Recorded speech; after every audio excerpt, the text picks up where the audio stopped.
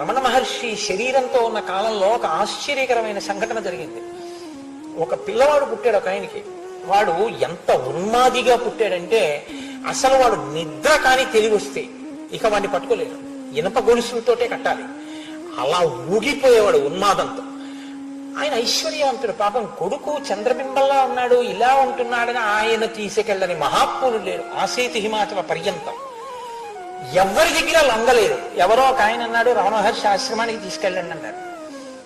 ఆయన్ని వాహనంలోంచి గొలుసులతో కట్టినట్టుగా కాళ్ళు చేతులు 10 మంది పట్టుకుని తీసుకెళ్లారు. రమణ మహర్షి ఒక సోఫాలో ఇలా పడుకుని ఉండేవారు. ఆయన పడుకుని ఉన్నారు, ఈ పిల్లవాడిని తీసుకెళ్లారు అంతే. ఆయన ఇలా చూశారు, ఈ పిల్లవాడు ఆయన్ని చూశాడు అంతే.